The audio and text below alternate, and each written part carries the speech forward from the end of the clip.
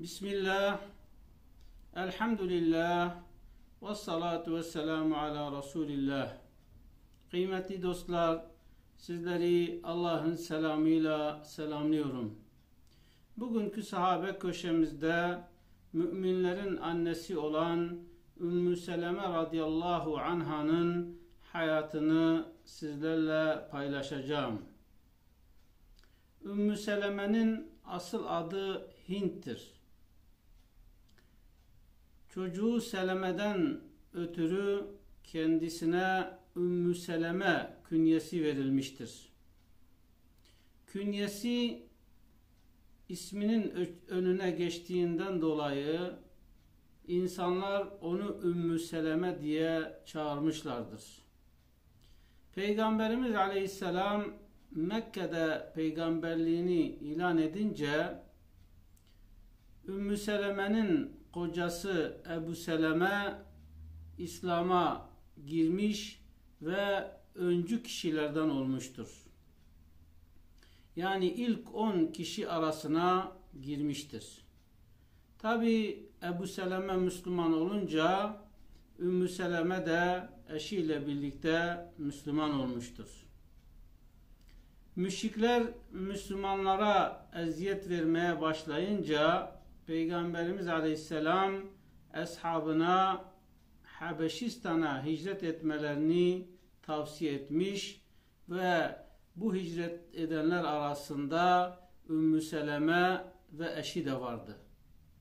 Ümmü Seleme ve Ebu Seleme çocuklarıyla birlikte Habeşistan'a hicret etmiş.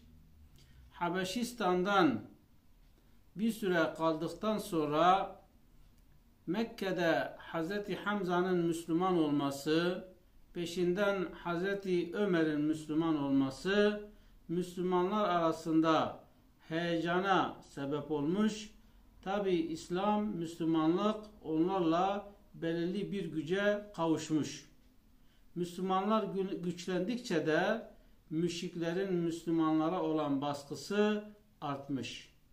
Ama Ümmü Seleme ile Ebu Seleme uzak diyarlarda memleket hasreti çektikleri için ve onlara bu haber farklı bir şekilde ulaştığı için, çünkü Habeşistan'da onlara şöyle bir haber ulaşmış.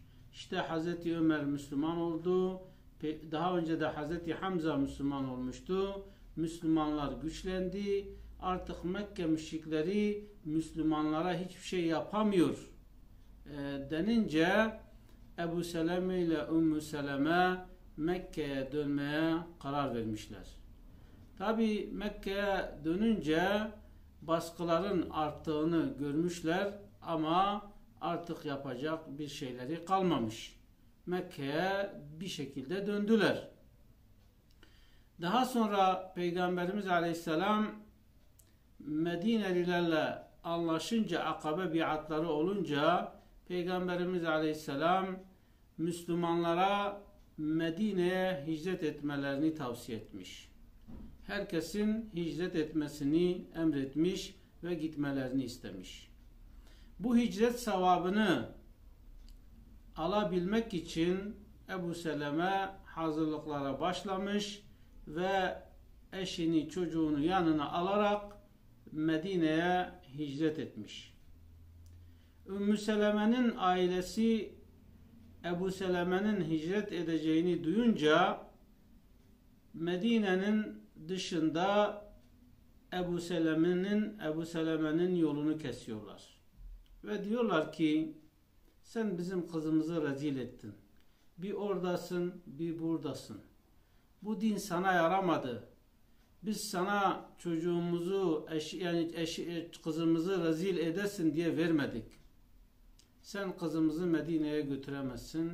Biz kızımızı senden alıyoruz deyip Ümmü Seleme'yi Ebu Seleme'den ayırmışlar, koparmışlar. Bunu duyan Ebu Seleme'nin ailesi de tepki olarak, yani o aileye tepki olarak, madem ki siz kızınızı oğlumuzdan alıyorsunuz, bizim töremize göre, bizim örfümüze göre çocuk babanındır. Öyleyse biz de Seleme'yi sizden alacağız deyip Seleme'yi de annesinden koparıyorlar.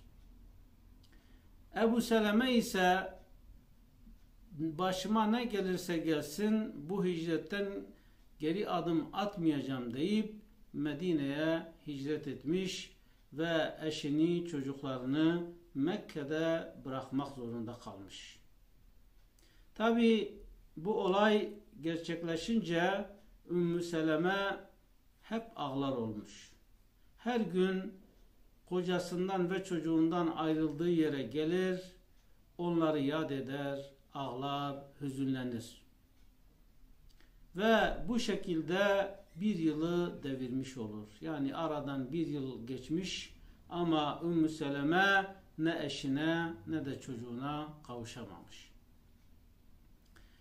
Ümmü Seleme'yi bu halde gören müşrik bir amcası, akrabası Ümmü Seleme'nin babasının yanına gider ve babasına der ki kadının yeri kocasının yanıdır. Sen neden bu kadıncağıza zulmediyorsun? Bunun günahı ne? Bırak da gitsin kocasına kavuşsun. Biraz merhametli ol, şefkatli ol diye ona nasihatte bulunur. Babası sonunda insafa gelir ve kızına der ki kızım istersen gidip eşine kavuşabilirsin. Ümmü Seleme ne yapacağını bilemez. Çünkü çocuğu ciğerparesi kucağında değil, yanında değil. Tek başına giderse ne anlamı olacak? Tabi başka kişiler de devreye giriyor. Ebu Seleme'nin ailesine diyorlar ki Ümmü Seleme'nin ailesi insafa geldi. Siz de Seleme'yi annesine verin. Çocuk annesine kavuşsun. Anne çocuk babalarına kavuşsunlar. Onlar da insafa gelir ve çocuğu Ümmü Seleme'ye verirler. Ümmü Seleme bunlar yarın öbürsü gün bu fikirlerinden vazgeçer korkusuyla kadın başına ve tek ufak çocuğuyla devesine biner ve Medine'ye yol alır. Yani şu anda bile hacılarımız Mekke'den Medine'ye otobüsle giderken 450 kilometre mesafe kat ediyorlar. O günün şartlarında bu kadıncağız bu deveyi 8 gün 10 gün sürecek ki Medine'ye varabilsin. Ve kadın başına yolda başına ne gelecek muamma. Ama Ümmü Seleme kararlıdır ve çocuğun yanına alarak hiçbir kafileyi beklemeden yola çıkar. Ten'im denen bölgeye gelince Osman bin Talha ile karşılaşır. Osman bin Talha Kabe'nin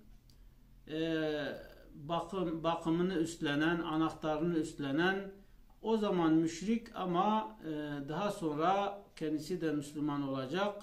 Ümmü Seleme'yi bu halde görünce bacım der, sen nereye gidiyorsun? Hayırdır, tek başına nereye gidiyorsun?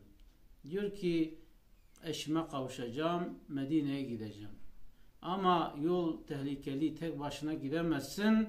Ümmü Seleme'nin kararlı olduğunu görünce Ümmü Seleme der ki vallahi seni kadın başına bırakacak değilim. Seni Medine'ye ulaştıracağım der. Ve Ümmü Seleme'yi kocasına kavuşturmak için, bir kadını tek başına bırakmamak için soylu insanların, kaliteli, karakterli insanların yapacağı şeyi yapar ve Ümmü Seleme'yi Mekke'den Medine'ye götürür. Ümmü Seleme radıyallahu anha Osman bin Talha için ben o insan kadar şerefli, namuslu, iffetli bir insan görmedim der. Vallahi der, o insan bir yerde işte dinleneceğimiz zaman devemin başını tutar, deveyi çökertir, ben deveden inerdim, o deveyi bağlardı, o bir ağacın altına gider, ben de başka bir ağacın altına giderdim. Aramızda da hiçbir konuşma olmazdı. Ve Osman bin Talha Ümmü Seleme radıyallahu anhayı Medine'ye ulaştırır. Ümmü Seleme mutludur. Çünkü İslam diyarına kavuşmuş, eşine kavuşmuş, çocuğuna kavuşmuş.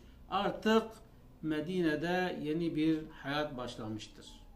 Tabi müşrikler Müslümanları rahat bırakmaz. Bedir Savaşı olur, Ebu Seleme savaştadır. Uhud Savaşı olur, Ebu Seleme yine savaşa katılmıştır. Ve Uhud Savaşı'nda bir yara alır. Önce yarası iyileşmiş gibi gözükür, daha sonra yarası patlar. Yarası patlar ve ölüm döşeğine girer. Hekimler gelir ama artık iyileşme imkanı kalmamıştır. Ebu Seleme eşi Ümmü Seleme'ye der ki, hanım ben bu dünyadan göçeceğim. Ben bu dünyada artık kalıcı değilim. Fakat ölmeden önce Peygamber Efendimizin bir hadis-i şerifini seninle paylaşmak istiyorum.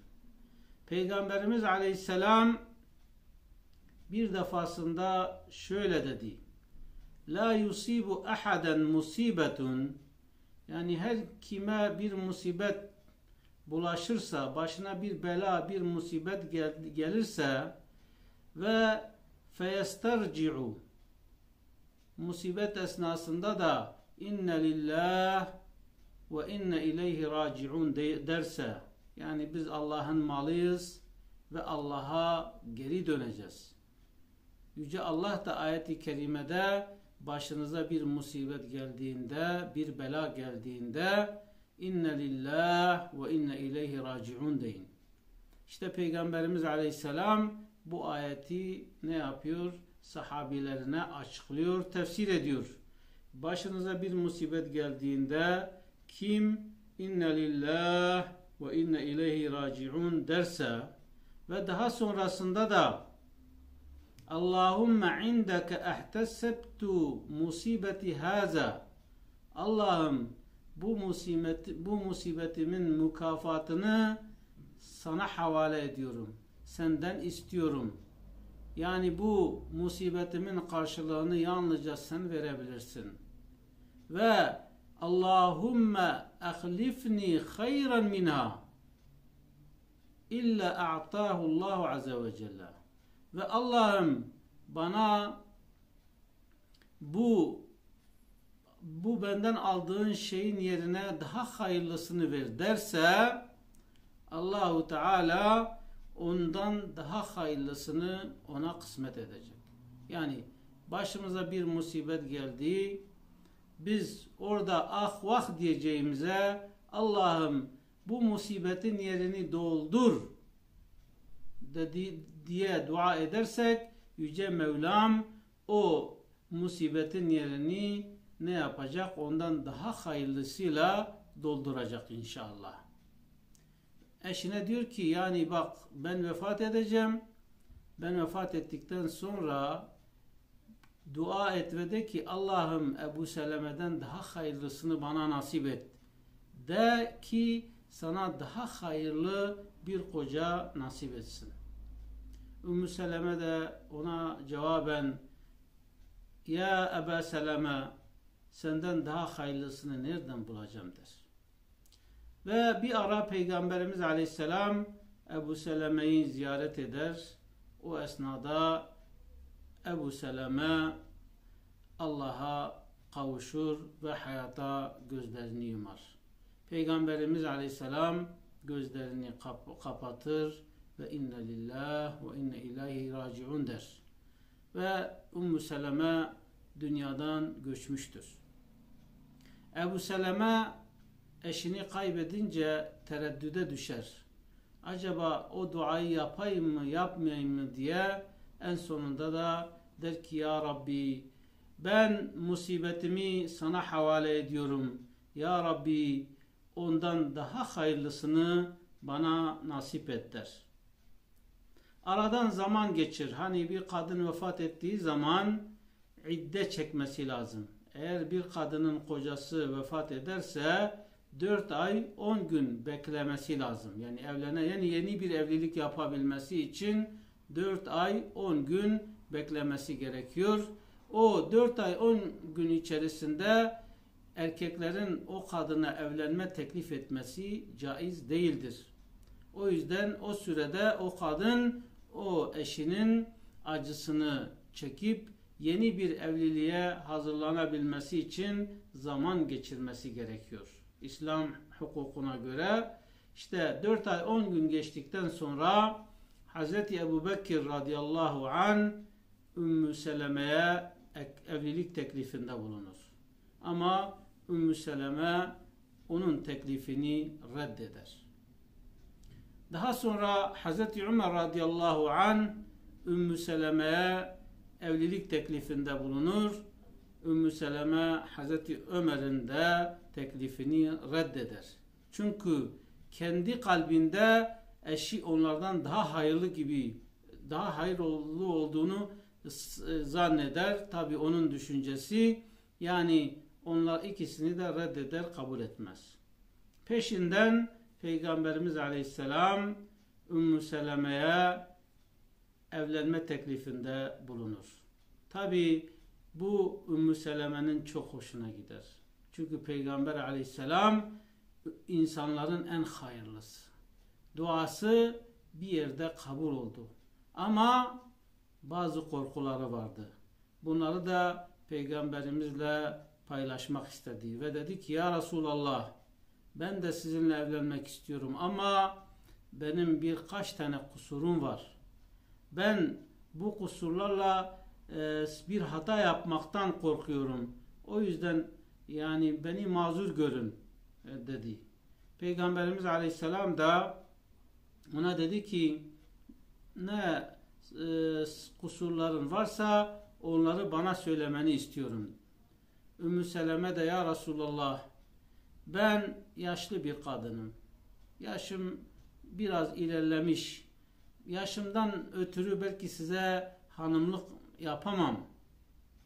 Peygamberimiz Aleyhisselam Ümmü Seleme'ye dedi ki, ben de sen gibi yaşlıyım. Yani bu ikimizin arasında bir soruna sebep vermez. Bu bir sorun teşkil etmez.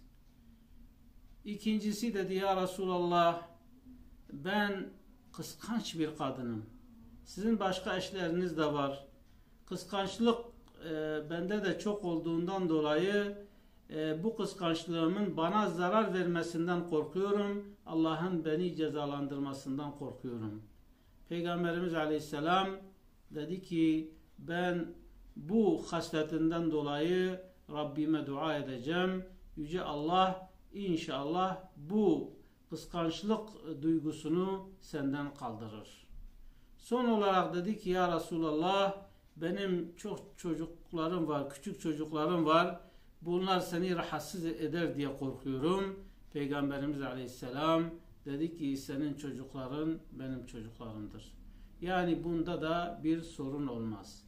Ve Ümmü Seleme daha önce Seleme'nin annesiyken bütün ümmetin annesi oldu ve Ummahatul Müminin, yani müminlerin annesi oldu ve Peygamberimiz Aleyhisselam'la evlendi ve o kocası vefat ettiğinde yapmış olduğu dua kabul olmuş oldu. Neydi duası? Ya Rabbi, bana Ebu Seleme'den daha hayırlısını nasip et dedi ve Yüce Mevlam da onun duasını kabul etti. Ebu Seleme'den daha hayırlı olan Peygamberimiz Aleyhisselatü Vesselam'ı ona eş olarak nasip ve müyesser eyledi. İşte kıymetli dostlar, Ümmü Seleme radıyallahu anh'ın hayat hikayesini bir nebdesi olsun da sizinle paylaştık. Tabi son bir özelliğini daha söyleyerek sohbetime son vermek istiyorum. Ümmü Seleme Peygamberimiz Aleyhisselam'la evlendikten sonra Peygamberimiz Aleyhisselam Mekke'ye ümre yapmak için yola çıktı. ve onunla birlikte 1400 sahabe eşlik etti. Ve onlar Hudeybiye'ye gelince Mekke müşrikleri Müslümanların ümresini engellemek için elinden gelen bütün gayreti gösterdi. Ve Müslümanların ümre yapmasına engel oldular. Tabi Hudeybiye Barış Anlaşması diye bir anlaşma imzalandı. Uzamaması için kısaca söylüyorum. O anlaşmada bütün şartlar Müslümanların aleyhine gözüküyordu. Peygamberimiz ona rağmen o anlaşmayı imzaladı. Tabi anlaşma maddelerinden bir tanesi de bu sene ümre yapmayacaksınız. Gelecek sene ümre yapacaksınız. Yani bu sene eli boş döneceksiniz. Gelecek sene gelip 3 gün Mekke'de ümrenizi yapıp tekrar vatanınıza döneceksiniz diye bir anlaşma maddesi vardı. Müslümanların tamamı da ihrama girmişti. Yani insan hacca gittiği zaman ihrama girer. Müslümanlar ya da ümreye gittiği zaman ihrama girer. Peygamberimiz ve ashabı da ihrama girmişlerdi.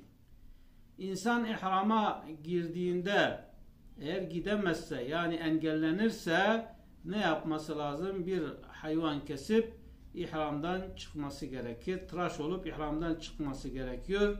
Peygamberimiz de ashabına dedi ki, ashabım bu yıl biz ümre yapamayacağız. Hepiniz kurbanlarınızı kesin, tıraş olup ihramdan çıkın. Tabi hiçbir sahabi çıkmak istemedi. Yani görünürde Peygamber Efendimiz'e itirazda bulundular ve Peygamber Efendimiz'in görünürde emrini yerine getirmediler. Peygamberimiz Aleyhisselam çadırına sinirli bir şekilde geri döndü. Tabi o o ümre yolculuğunda da Ümmü Seleme radıyallahu anha Peygamber Efendimizle birlikteydi. Ümmü Seleme radıyallahu anha Peygamberimizi bu halde görünce, ya Resulallah neden öfkelisiniz, neden sinirlisiniz? Peygamberimiz aleyhisselam, ashabım beni dinlemiyor, ashabım beni dinlemiyor dedi. Ümmü Seleme de, ya Resulallah sizin ashabınız sizin için ölür. Mutlaka o sizi dinler, onlar sizi dinler. Ne oldu bana söyler misiniz? Peygamber Efendimiz ona durumu anlatınca Ümmü Seleme dedi ki, ya Resulallah siz çıkın, kurbanınızı kesin, ondan sonra tıraş olup ihramdan çıkın, sizin ashabınız size uyacaktır. Onlar belki biz yine de ümre yaparız umuduyla bekliyorlar. Eğer sizden bu hareketi görürlerse mutlaka sizin emrinize icabet edeceklerdir. Peygamberimiz Aleyhisselam Ümmü Seleme'nin bu tavsiyesini haklı görür ve gelip kurbanını keser, başını tıraş eder ve ihramdan çıkar. Bunu gören ashab hemen Peygamber Efendimizin yapmış olduğu şeyi yapar ve onlar da ihramdan çıkarlar. İşte Ümmü Seleme böyle bir Müslüman kadın sahabeydi. Yüce Mevlam ondan ve bizden razı olsun. Yüce Mevlam bizleri onların yolundan giden kullarından eylesin. Ve ahiru da'vana enilhamdülillahi rabbil alemin. El Fatiha.